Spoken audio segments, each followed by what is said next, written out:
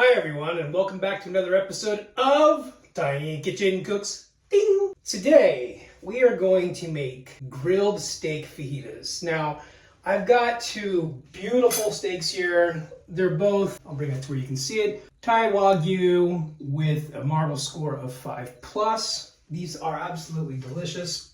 You'll see though, one of them is more like a traditional flank steak. This is what I would normally use to make steak fajitas. One of them is a little bit thicker cut. So what we're going to do is we're going to put a few perforations in this one just to tenderize it a little bit more. But let's get started with that. I've got set over here our mise en place. If I bring it in and show you guys, that's what we're dealing with. I am not going to be using any sort of measuring tools today because I've made this since I was a kid, literally growing up in Texas originally, and I watched my mom do it, and basically I kind of just do it by ear and adjust as I go. By ear, you can tell I'm a musician. By taste and by sight. So the first thing, I patted them dry. The next thing I want to do is I'm going to take a little bit of extra virgin olive oil. Now you can use another type of oil if you want, but again, I don't need very much, so I don't mind using extra virgin olive oil. Two main oils that I use a lot are, of course, extra virgin olive oil and also sunflower oil for things that need a higher smoke point. So the very first thing, I'm just going to put a little bit on there, just to coat both sides. Okay. My dog's got excited about something again. Okay. Alright, so I'm just going to go ahead and rub that in on each side. That will give us kind of our base for all of our seasonings to stick to. Alright, next, as I said, I'm going to take the fork and that thicker steak, I'm just going to go ahead and perforate because it is thicker. Traditionally a flank steak or some sort of other thinner steak is used, or a skirt steak as well. However, I've had amazing fajitas that have been made with ribeye, you name it. It all just depends on your personal taste, what you're looking for, the texture that you're looking for. Now that I've done that, this is basically what we were looking for. Okay, those are perforated.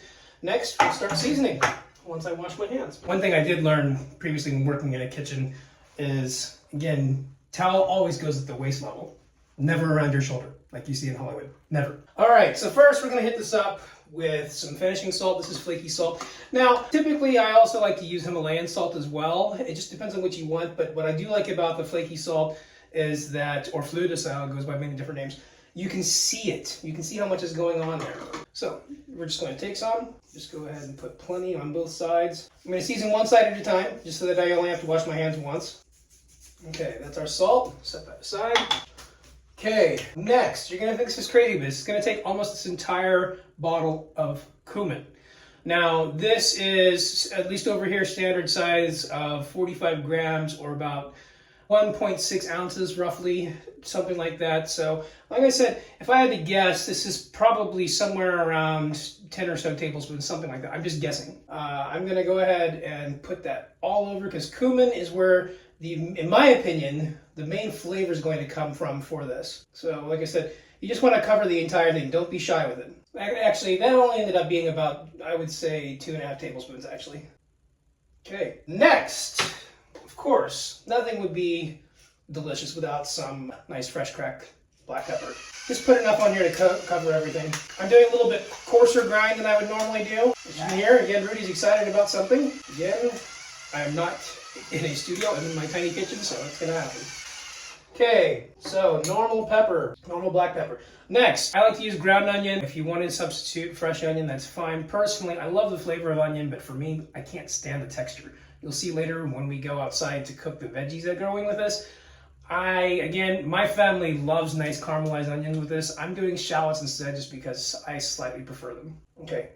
So we're going to, again, just dust the entire top. Lots of onion flavor there. All right, so that was our onion powder. Next, we got to hit it up with some garlic. Okay, same thing, a little bit on top, just lightly dust everything. And next come the heavy hitters. Smoked paprika. If I had to guess, this is probably about maybe 1.5 teaspoons. Chili flake. I don't mind spicy, so I go ahead and go with a full 1.5 teaspoons, but if you're sensitive, adjust less. And this is, of course, chili powder. Again, this is some pretty potent stuff, so I'm just going to lightly dust this. I would say 2/3 of a teaspoon to a teaspoon for this. All right, next, I finally get to use this. I'm going to take my microplane, and we are going to zest 2 lemons. Now, these are Thai lemons. They are smaller, so you be the judge. probably a little over a teaspoon of lemon zest, and then we're going to, of course, juice both of these. So, personally, I love lime. I think I said lemon. These are limes, obviously. You can substitute lemon as well if you wanted, but personally, I love a good lime. Set that aside. We'll do another one here. Anytime you're zesting, though, the careful thing is, and I actually did it a little bit on accident myself, you want to avoid getting to that. If you get to the white stuff there, that's pith, that's going to be bitter. So you just want to, as much as possible anyway, just get the surface of the lemon or lime. All right, I'm pretty happy with that. Okay, set that aside. Next. Now this is, you can use a juicer if you want, but honestly, I find for me, it's just as easy to just do it by hand. You'll see what I do in a moment. I squeeze it upside down. I've also seen this done in a way where you can use a spoon and press down into the spoon. Whatever works for you. Okay, so now we've got our two halves. I'm just, again, what I'm going to do is I'm going to hold it upside down and squeeze. That way the lemon juice, or the lemon or lime juice will go straight down into our marinade. And also, any remaining seeds will just go straight into my hand and then I can discard. This does take a little bit longer. If I had a juicer, which I plan on purchasing, this would obviously go much faster. To speed it up a little bit, I'm using my left hand to press down to get more of that juice out. I don't know if you can hear that on camera or not, but it's, boy, is that juicy. Okay, same thing with lime number 2, or lime half number 2 rather. We still got one more lime to go. Okay, repeat the process for lime number 2. Now that we've got everything coated, more or less looks like this, as you can see there. So now I'm just gonna go ahead and rub everything around, mix it all up nice and good. Let that go on both sides, and then into the fridge it goes for a couple of hours. Now ideally, if I had the time, I would leave it overnight, but don't have the time today for that, and so it's just going to go into the fridge for a couple hours, and it's gonna get happy. So the nice thing is too about this marinade, once we get it out to the grill, I will brush it on as it's cooking. And of course, we will use a temp probe to get it at the perfect medium rare. So this is what we're left with. All right, see you in a bit. Okay, so next I'm going to go ahead and get some peppers ready. Now, at this point in time, if you wanted to also do, for example, seared onions or caramelized onions, of course, if that's your thing, go ahead. But personally, I don't care much. I love the flavor of onion, but I don't care much for the texture. That's just me personally. But again, you do you. I don't do this all the time, but I am going to do couple of bell peppers. So first thing, we're going to go ahead and cut those up, and then I'm just going to lightly season them with salt and pepper and a little bit of olive oil. I've got an anodized aluminum nonstick pan here. We're going to use that, and here we go. So I'll show you how I like to do this. There are so many different ways that you can kind of pepper up, but personally, I just stick to the way I do it because it's what I'm used to. Okay. So just for some color contrast, I've got a green one and a yellow one. Now, you could very easily do, if you wanted to add red, you could add red. You do you. Again, whatever you like. So the first thing I'm going to do is I'm going to just basically chop off both ends. I'm going to chop off the stem end and also the opposite end. So let's do that. All right, so basically we're left with something that's kind of square. Now, as you can see, we still have the middle part. We have to get rid of that. As you can hear, Theo is in the other room. He obviously wants something from me. We'll get to him in a minute. So what I like to do is I like to just cut around that entire center part and remove both the seeds and sometimes what you hear called the ribs of the pepper at the same time. That's just how I like to do things. There's no one perfect way to do a pepper. And then just using my fingers, I like to push up on the bottom, and you should see the entire thing should come out, more or less. Okay. As you can see, there's a few seeds left in there, but not many. So we'll just go ahead and discard those. There's still a little bit of pith left. I'm gonna go ahead and just gently cut that out. All right. Okay, so now you can see we're left with a beautiful bell pepper. Seeds have been removed, ribs have been removed. And the next thing I'm gonna give this a quick rinse. Do the same thing with our green one. Then, to make things super easy, I could just chop straight down. So start with where you can see kind of where the natural breaks are. Okay, so I'm left with basically 3 segments. And then I'm going to just simply cut those into, now if you want fine ones, you can, Julianne, but I like to just do kind of roughly 1 centimeter sticks-ish. We'll see. So here's approximately what we are looking for. Something like that. All right. So I will continue with the rest, and through a little bit of editing magic, I'll catch you up and we've got everything in the pan. Okay. Now I've got everything chopped. This is more or less what we're looking for. Next, I'm just going to put a little bit of, now for this I will go ahead and use olive oil, just because I think it gives a little bit extra flavor, and we're not going to go super high. So I'm just going to add in a little bit of olive oil straight to our pan.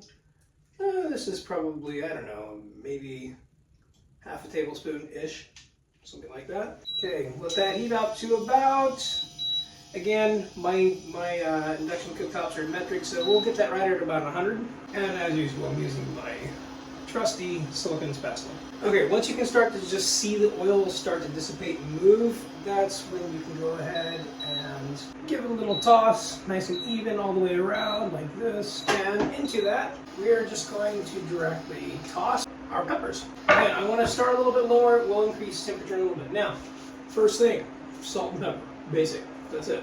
And not a whole lot either. Just enough to kind of lightly coat the whole pan. Notice again, always start high because you can see where it goes. I've already had people ask me about this one in the past. Can you do this outside? Can you do it on the grill? Yes and yes. I'm just saving myself a little bit of time. Now, personally, if I were doing this outside on the grill, I would use some sort of cast iron. I would either use a cast iron plancha or a griddle, or I would use a cast iron pan because I just think it gives a little bit of extra flavor and char somehow. Don't know the science behind that, that's just my opinion. So it's already started to move. Excellent, all right. So I'm now going to just toss these around, increase the heat. We are now at 140 C. I just want to blister these slightly, give it a little bit of char, and then basically turn off the heat. Oh, you can hear that, it's already dancing. The key thing is though, I don't want to let it stay stationary. I want to move it slowly for a couple of minutes, just until you start to see a nice little char on it. Okay, I'm going to let that sit for a minute. Everything's nice and evenly placed. We'll go ahead and let that char just a little bit. Now, personally, I like a little bit of crunch to my peppers, so that's why I intentionally only have them about 1 centimeter or close to 1/4 of an inch if you want to think of it that way. But you could, of course, make them julienne. You could make them finer if you want. Up to you. Those are sizzling nicely.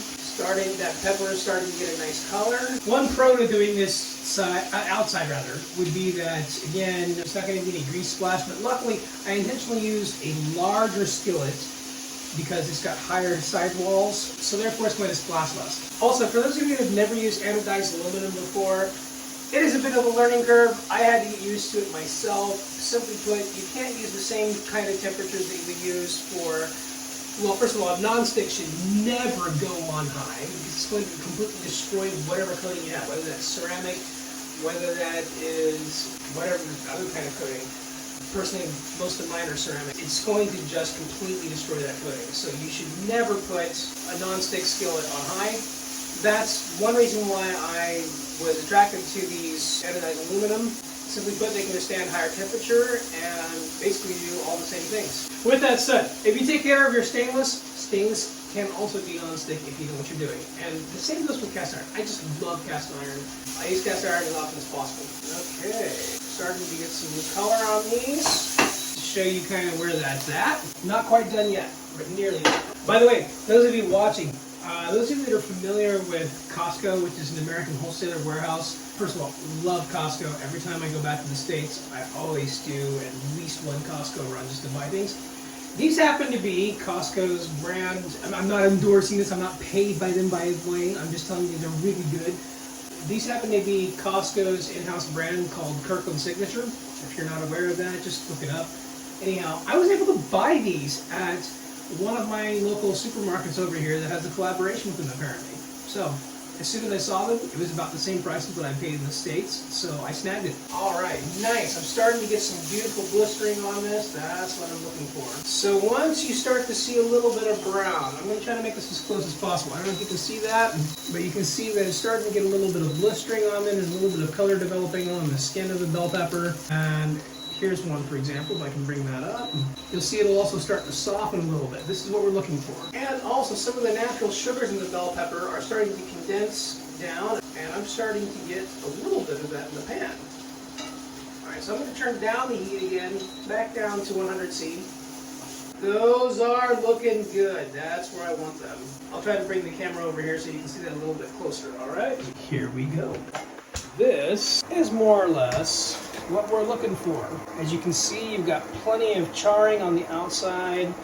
And as you can see, some of those sugars have started to condense and thicken down onto the pan. Those are pretty much good to go. All right, and while those are cooling off, I'm going to do the next thing, which is to prepare our side dish for tonight. So I personally love guacamole, and I don't care whether I'll show you the way that I do it. I keep it pure and simple. However, if you like diced onions, add diced onions. If you like chopped tomatoes, add chopped tomatoes. Feel free to add whatever you want, but I like to keep it simple. So let's see what I do. Basically, I have just a few ingredients. I have, of course, our avocado, which again, depending on the time of year, I can get them in season or not. Sometimes I have to buy imported ones. These happen to be imported. If I'm lucky though, I can get them seasonally and not very expensive. However, these on the other hand, these were 109 baht each, which is a little over close to $3.50 each right now. So a little bit on the expensive side, but trust me, it's worth it. All right, so I got to go get one ingredient. So basically what we need, of course, our avocados. We need some limes or lime juice. You can use prepared lime juice, that's fine too, no judgment. I just happen to have these limes that I bought yesterday that, as you know, I used in the marinade for the steak as well. And one other ingredient, which is sour cream. So I'm going to get the sour cream and I'll be right back. And this is what you're left with. Okay, next, let's get to grilling. All right, so next, let's get our grill and cold smoke going. Here we go.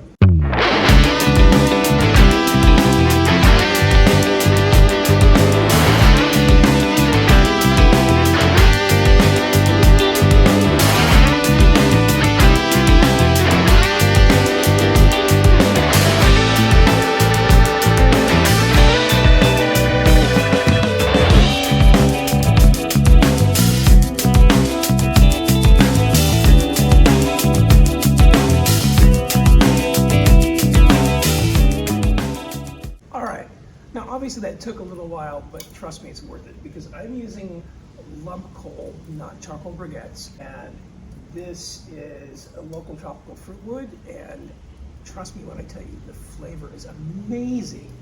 Yes, I will say as well though that briquettes are more convenient and easier to use. Also, what I've got in the middle here is my cold smoke box. With that, I've got filled with, sorry again, I'm a Texan, I miss it, I love it. Got pecan chips. That's just going to make a nice, delicious smoke, especially between the two of them. All right, so once the fire is ready, we'll come back out in a little bit and we'll get grilling. See you soon. All right, so our fire is ready and I've brought the steaks to room temperature. I've got our wireless meat thermometers ready to go. And of course, I've got my grill tongs ready to go. So here we go. Let's sear this off and get it done. I'm going to put the thicker steak on first, because it's going to take more time to cook, obviously. By the way, this is what they look like after they've been marinating. All right, we'll get the second thinner steak. Now, the second one's going to take less time to cook, simply because it's a lot thinner. Give that a flip on each side, keep doing that until we get a nice crust. That's what I'm looking for right now, is just to get the nice crust. This will take a while, so through the magic of video editing, we'll speed it up. Okay, so admittedly I had to add more charcoal to the fire because it got too cold. Simply put, with briquettes, I will admit it's much easier to control the temperature because, as I learned as a Boy Scout, one charcoal briquette equals approximately 25 degrees Fahrenheit. It's a little less easy to estimate that based on actual wood lump coal. But anyway, I've added more, and now we can finally get the char that we're looking for, hopefully. So here we go. Okay, so I'm kind of going to use my tongs as a scoop, add a little more marinade on top. All right, that's now more looking like what I'm looking for, at least on the thin steak. But again, now we're starting to get a nice crust. That's what I'm looking for. Okay, flip the thin steak. I'm gonna flip these around. This one gets on the hotter coals. Okay, these steaks have both got a nice char on them now, so I'm going to do an internal probe and insert it and temp it to medium rare, and we'll see where things go. Unfortunately, I think the thinner steak's probably already at medium well. That's okay. we'll just see what happens. Okay, so if we check what I've got here, one steak is, the thinner steak obviously is a little bit above the target at 57. We want 57C, it's at 62. So that's probably gonna be more medium well instead of medium or even medium rare. And the other one is perfectly done now. So I'm gonna go ahead and remove them. Close the vent. And I'm gonna put them on my cutting board and let them rest. Look at the juices already coming out of that. All right, next we'll go back inside once they've rested a while and we will plate up. Okay, so now back in the tiny kitchen, we've got everything in place. I've got some beautiful sour cream, ready to go. I've got our tortillas, ready to go. Now, I could make my own. I have made my own in the past, especially when I first moved to Thailand. I had to make my own tortillas because they weren't readily available. But now, these are just store-bought tortillas. They're readily available. And look at this. Those are our grilled steak fajitas. So, let me first slice everything up. Okay, so of course, slicing against the grain is best. So, we'll just do that quickly. Again, the thinner steak is definitely cooked well done. I prefer medium rare, of course, but it's a pretty thin steak. I'm sure it'll be delicious nonetheless. Okay, steak one, the thin one is chopped up. Just to give you an idea, this is still nice and medium. Not quite medium rare, which is what I prefer, but nice and medium. All right, move that to the side. And for the next steak, the thicker one, we'll see how this comes out. Okay, so this one's literally falling apart, so I gotta be a little bit more careful how I carve this. Okay, let's see if we can get one more slice out of this. Okay, so if we look at this, the second steak is definitely a nice medium rare. All right, so we will just now plate this. So I've got our appetizer here, which is the guacamole that we previously made. I've got our delicious, slightly scorched peppers. I've got our tortillas, again store-bought. I will make my own. I can show you how I make that later, but for now it's just more convenient to use store-bought. And of course, our delicious two steaks. So here we go. Start with, of course, our tortilla, a little bit of sour cream, and again, I wish that I could find cotija cheese over here. That would make all the difference, but unfortunately it's kind of hard to find. By the way, if you don't know what cotija cheese is, it's a delicious Mexican cheese. Okay, so we're going to use a combination of both. Then we're going to use some of those beautiful peppers that we'll say sizzled before. Okay. So I'm using a prepackaged bag. I don't like using a prepackaged bag, but whatever. It's what was available. Normally, if I was doing this, I would use a combination of mozzarella, cheddar, Monterey Jack, and possibly some sort of spicy cheese if you wanted to. So add that just a little bit. Okay, there we go. Now, because this is the end of this video, the next thing I want to do, I'm gonna add a little bit of my avocado, aka guacamole that I've made with only 3 ingredients. This is what we're left with. Okay, next we're going to fold. I do left to right and then front to forward. Okay, now if I was going a step forward, I would heat this up, but I can't wait. I just want to taste this. Let's see how it is. Immediately, I can taste cumin, lemon, lime, the char from the grill, that cheese, that sour cream, the avocado even. I've got nothing to say, friends, other than cheers, try this out, let me know what you think. And on that note, until I see you again, bye!